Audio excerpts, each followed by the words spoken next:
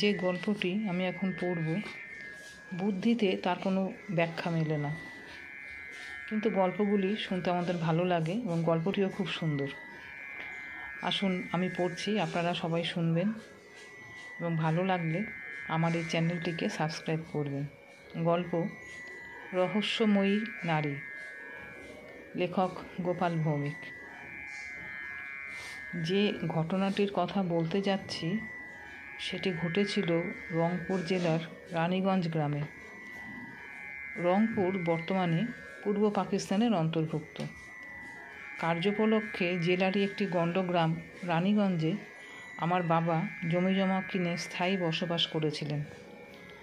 আমাদের আদিবাস ছিল ঢাকা জেলায়।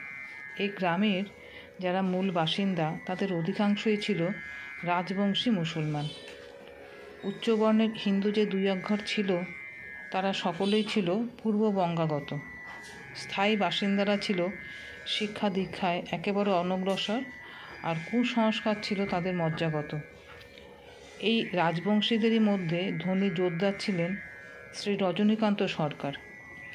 ইনি দেশ বিভাগের পর এখনও সেখানে আছেন। তার জোরদারি পরিচালনা করতেন আমার বাবা শ্রীযুক্ত উমেশচন্দ্র ভৌমিক। আমার বাবা সম্প্রতি মাস 6-7 হলো এসেছেন পশ্চিমবঙ্গে। রানীগঞ্জ গ্রামের 4 মাইল পরিধির মধ্যে কোনো হাই স্কুল ছিল না। রোজ সকালে 4.5 মাইল পায়ে হেঁটে গিয়ে আমরা পড়তাম উলিপুর মহারানী স্বর্ণময়ী হাই স্কুলে। ভূত প্রেত দৈত্য দানবে বিশ্বাস দেখেছি রংপুর মাসিদের মজ্জাগত। কারো কালাজার হলে গ্রামবাসীরা বলতো যে ভূতে পেয়েছে। এই পরিবেশের মধ্যে মানুষ হলো আমার মনটা কি করে জানি না প্রথম থেকেই ছিল সংস্কার মুক্ত। ছোট বয়সেও ভূত প্রেত বিশ্বাস করিনি, আজও বিশ্বাস করি না। সঙ্গী সাথীদের অনেকের মুখেই নানা ভূতের কাহিনী শুনেছি। নানা রকম রং চড়িয়ে তারা নিজেদের অভিজ্ঞতার কাহিনী বলেছে। পল্লী গ্রামের সেই নিভৃত পরিবেশে নিশুতি রাতে দূর শ্মশানভূমিতে সঞ্চরণশীল আলেয়ার আলো দেখিয়ে তারা আমাকে ভূত প্রেতে বিশ্বাসী করে তুলতে কম চেষ্টা করেনি, কিন্তু সফল হয়নি তারা। সেই আমার জীবনে যে একদিন এক ভৌতিক কাণ্ড ঘটে আমার ধ্যান ধারণার মূলকে শিথিল করে দেবার চেষ্টা করবে, তা আমি ভাবিনি কোনো দিন। এক ভৌতিক কাণ্ডটির সঙ্গে আবার জড়িয়ে আছে একটি মানবীরও কাহিনী। সুতরাং সবিস্তারেই ঘটনাটা বলি। বাবা যে জোরদারের বাড়িতে কাজ করতেন সে রজনীবাবুর চক মিলানো বড় বাড়ির সঙ্গেই লাগানো ছিল আমাদের ছোট বাড়ি। সংসারে মানুষ ছিলাম আমরা 6 জন, বাবা মা, আমি, আমার ছোট 2 ভাই ও একটি বোন। বাবা চাকরি ও আমাদের নিজেদের জমি জমার তদারকি নিয়ে ব্যস্ত থাকতেন। গৃহের যাবতীয় কাজই করতে হতো মাকে। মা খুব খাটতে পারতেন, সুতরাং দিবারাত্রে হাসি মুখেই তিনি কঠোর পরিশ্রম করতেন। মাঝে মাঝে সংসারের কাজে নিচ জাতিয়া পল্লীর অমনেদেরও সাহায্য নিতেন তিনি। কিন্তু বিপদ দেখা দিত যখন আমাদের কোনো ভাই বা বোন হবার মতো সময় হতো। তখন সংসারে একজন সাহায্যকারিণী না থাকলে প্রায় অচল অবস্থার সৃষ্টি হতো। আমাদের আত্মীয় স্বজন সকলেই থাকতেন দূরে দূরে। রাজবংশী জাতের স্ত্রীলোকদের রান্না করা খাবার বাবা স্পর্শ করতেন না। এই অবস্থায় পড়ে আমার চতুর্থ ভ্রাতাটির জন্মের অল্প কিছুদিনের পূর্বে বাবা স্থির করলেন যে তিনি আসাম থেকে গ্রাম সম্পর্কে আমাদের পিসিমা হন এমন একটি বিধবা ভদ্রমহিলাকে আনবেন আমাদের সাংসারিক কাজে সহায়তার জন্য। তিনি ছিলেন আমাদের স্বজাতি, নাম ছিল তার প্রেমদা। তিনি বাল্যবিধবা ছিলেন বলে সন্তানাদির কোনো ঝামেলাও তার ছিল না। আসামেও তিনি আমাদেরই এক আত্মীয় গৃহে রন্ধনাদির কাজ করে পেট চালাতেন। যাক, যথাসময়ে প্রেমদা পিসিমাকে আসাম থেকে নিয়ে এলেন বাবা। তাকে আমাদের সবারই মোটামুটি ভালো লাগলো। দেখতে শুনতে তিনি যেমন মন্দ ছিলেন না, তেমনি দেহে মনেও তার ছিল যৌবনের চঞ্চলতা। সামাজিক অনুশাসনে বিধবাদের পক্ষে জিনিসটি যে গর্হিত তখন এই বোধ জন্মায়নি আমার মনে। তবে বিধবাদের পক্ষে শাঁকা সিঁদুর না পরা ও থান কাপড় পরা যে অবশ্য কর্তব্য তা আমি জানতাম। প্রেমদা পিসি রানীগঞ্জ আসবার 2-4 দিন পরেই একদিন ভোর সন্ধেবেলা দেখি তিনি ঘরের কোণে বসে আয়নায় মুখ দেখছেন। কিশোর মনের কৌতূহল নিয়ে দূরে দাঁড়িয়ে চুপি চুপি দেখলাম সে দৃশ্য।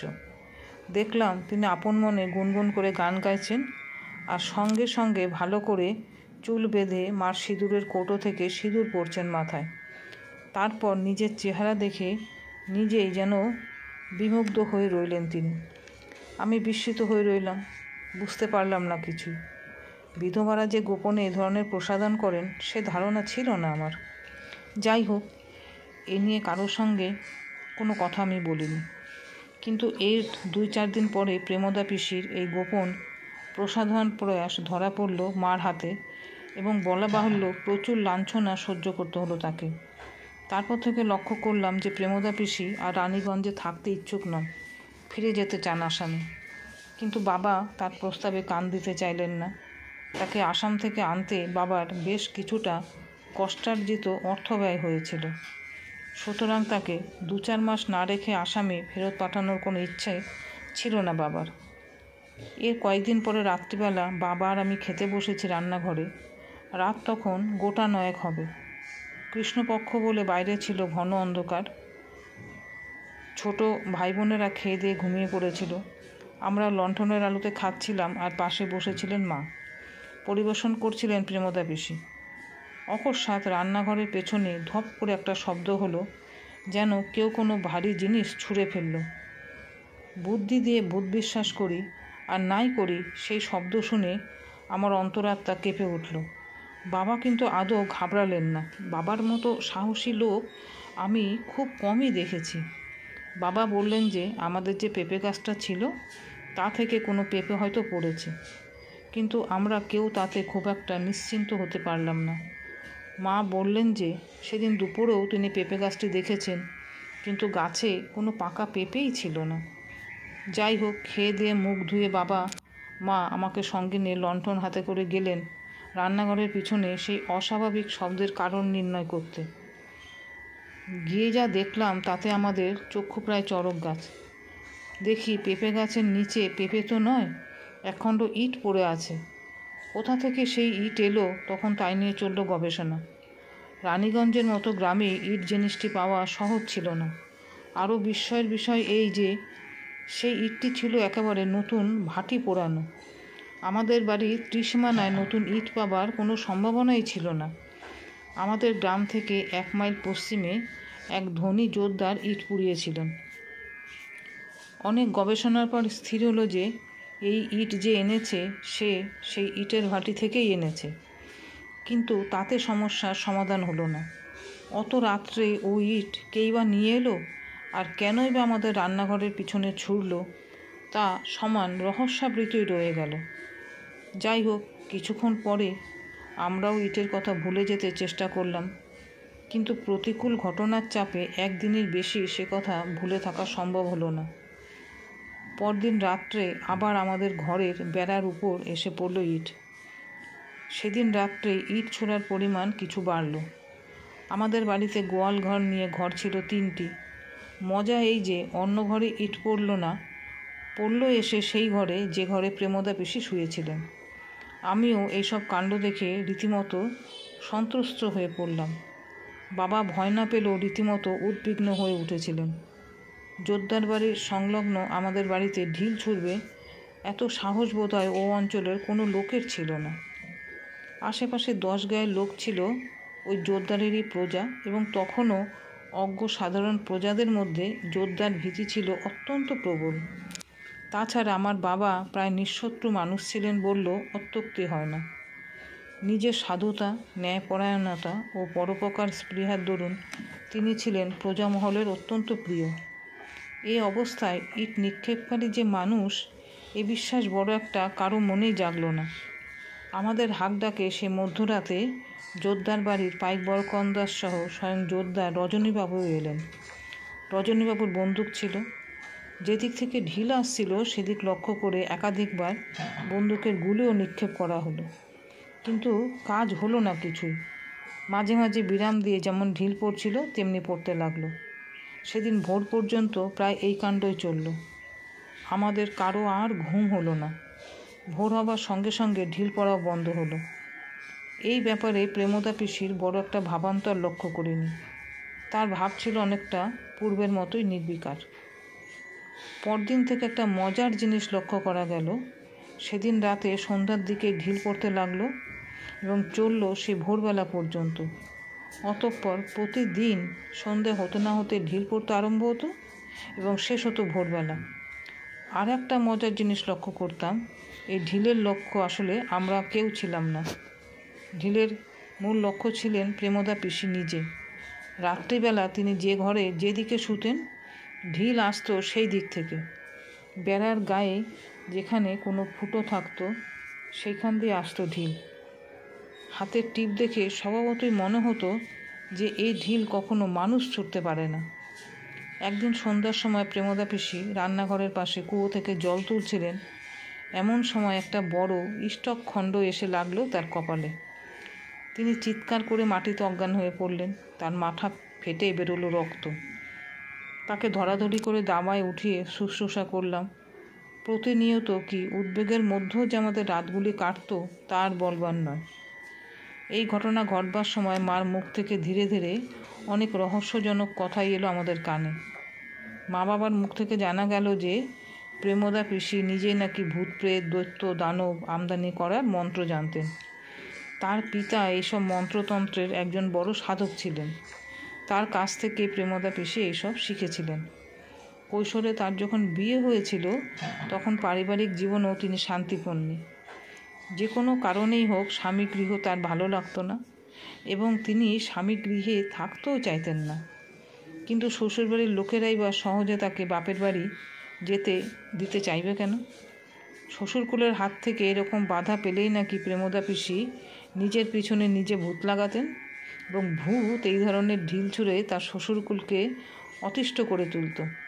তখন তারা বাধ্য হয়ে তাকে বাপের বাড়ি যেতে দিতেন এবং তিনি বিদায় নিলেই বাড়িতে ঢিল প্রভৃতি ছোড়া বন্ধ হয়ে যেত।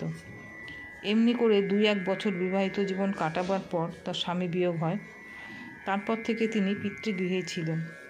পরে পিতার মৃত্যুতে বাধ্য হয়ে তিনি জীবিকার জন্য অন্যের বাড়িতে কাজ আরম্ভ করেছিলেন। আমাদের বাড়িতে ঢিল ছোড়াছুড়ির পর মা স্পষ্টই ঘোষণা করলেন যে এসব প্রেমদা পিসিরই কাজ। তিনি নিজেই নিজের পিছনে ভূত লাগিয়েছেন। তার উদ্দেশ্য হলো আমাদের অতিষ্ঠ করে তুলে তার আসাম ফিরে যাবার পথ সুগম করা। প্রেমদা পিসি যে ভূতের মন্ত্রতন্ত্র জানতেন তার আরেকটি অকাট্য প্রমাণও দিলেন মা। প্রেমদা পিসি রানীগঞ্জ আসার কয়েকদিনের পরেই মাকে ভূত দেখাতে চেয়েছিলেন। তিনি মাকে বলেছিলেন যে মাত্র 1 জোড়া গোটা পান সুপারি ও তেল সিঁদুর পেলেই তিনি মাকে ভূত দেখাতে পারেন। মা কিন্তু এ প্রস্তাবে রাজি হননি। মার আপত্তির কারণ ছিল এই যে তিনি একা থাকেন। যেখানে ভূত দেখবেন সেখানে ভবিষ্যতে তিনি আর একা চলাফেরা করতে পারবেন না।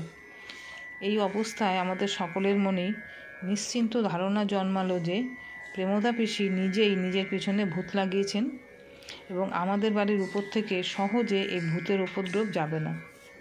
তারপর 2-1 দিন যেতে না যেতেই ভূতের উপদ্রবের আর একটি নতুন পর্যায় দেখা দিল। এতদিন ঢিল পড়তো শুধু রাত্রিবেলায়, এবার দিনের বেলাতেও ঢিল পড়তে আরম্ভ করলো। সারা দিন সারা রাত ধরেই চলতো এই ঢিলের উৎপাত। ঢিল যে অবিচ্ছিন্নভাবে সবসময় পড়তো এমন নয়। ঢিল পড়ার কোনো সুনির্দিষ্ট সময় ছিল না।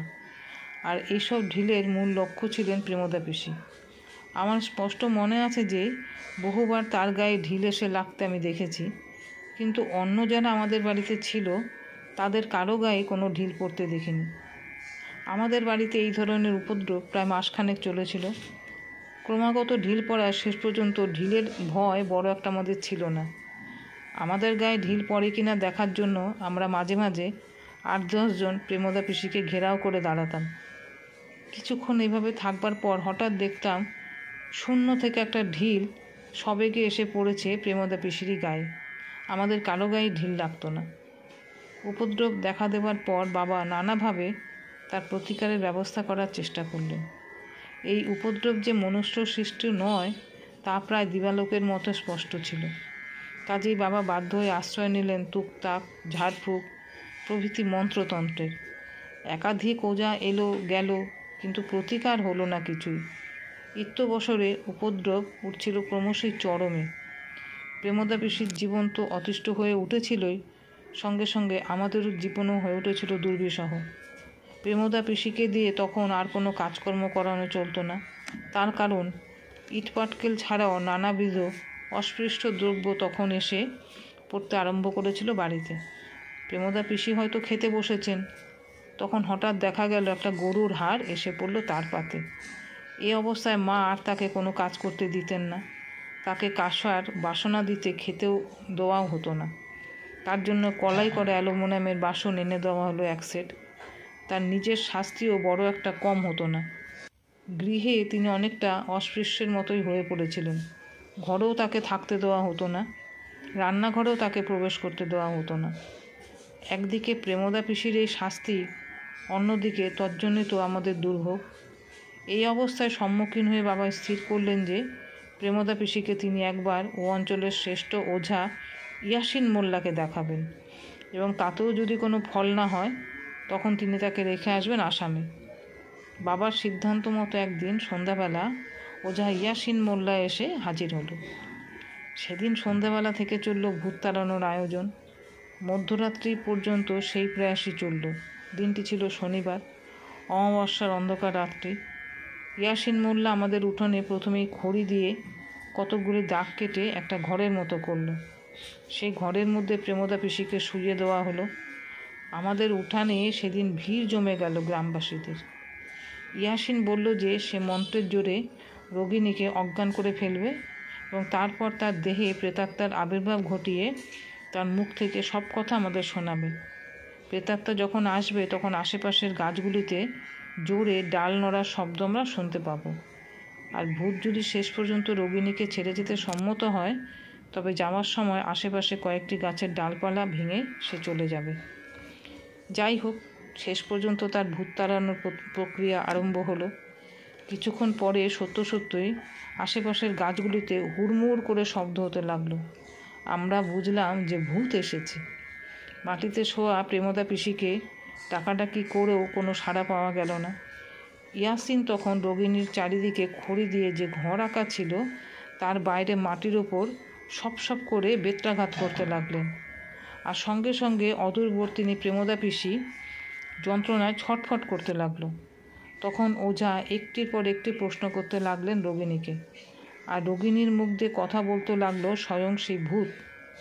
প্রশ্নোত্তরে যেটুকু জানা গেল তাতে বোঝা গেল যে বহুদিন পূর্বে আমাদেরই গ্রামের কালীপদ বর্মন বলে যে যুবকটি আত্মহত্যা করেছিল সেই ভর করেছে প্রেমদা পিসির ঘাড়ে, এবং আমাদের বাড়িতে যত কিছু উৎপাতও করেছে সেই। ওঝার কাকুতি মিনতি ও ভীতি প্রদর্শন সত্ত্বেও ভূত কিছুতেই রোগিণীকে ছেড়ে যেতে রাজি হলো না। বহু চেষ্টার পর শেষ পর্যন্ত ওঝা ব্যর্থতা স্বীকার করল। বিস্ময়ের বিষয় এই যে যতক্ষণ ওঝা বাড়িতে ছিল ততক্ষণ একটা ঢিলও পড়েনি। ওঝা চলে যাবার পরই আবার উপদ্রব চলল পূর্বের মতোই। এই অবস্থায় পড়ে বাবা স্থির করলেন যে প্রেমদা পিসিকে আসামে রেখে আসবেন। ওঝা পর্ব সমাতার একদিন পরে তিনি প্রেমদা পিসিকে নিয়ে রওনা হলেন আসামের উদ্দেশ্যে। এ অঞ্চলে তখনও মোটর বাসের প্রবর্তন হয়নি। আমাদের ওখান থেকে কুড়িগ্রাম রেল স্টেশনের দূরত্ব ছিল 16 মাইল। যেতে হতো পায়ে হেঁটে অথবা গরুর গাড়িতে। বাবা সকালবেলা খেয়ে দিয়ে গরুর গাড়িতে করে প্রেমদা পিসিকে নিয়ে রওনা হলেন স্টেশনের উদ্দেশ্যে। প্রেমদা পিসি বাড়ি থেকে চলে যাবার পর আমাদের বাড়িতে কোনো দিন আর ঢিল পড়েনি। বাবা ট্রেনে কুড়িগ্রাম থেকে তিস্তা জংশন পর্যন্ত গিয়েছিলেন তার সঙ্গে। তিস্তা জংশনে টিকিট কেটে তাকে গাড়িতে বসিয়ে দিয়ে বাবা তার পরদিন ফিরে এলেন বাড়িতে। তার মুখে শুনেছি যে তারা যখন গরুর গাড়িতে যাচ্ছিলেন তখন ফাঁকা মাঠে তাদের গরুর গাড়ির ওপরও ঢিল পড়েছিল, কিন্তু ট্রেনে ওঠার পর আর কোনো ঢিল পড়েনি। ছোট বয়সে এই রহস্যময় ভৌতিক কাণ্ডের কোনো মর্মোদ্ধাত্ত আমি করতেই পারিনি। আজ পরিণত বয়সেও এই ব্যাপারটি আমার কাছে সমান রহস্যময়ী হয়ে আছে।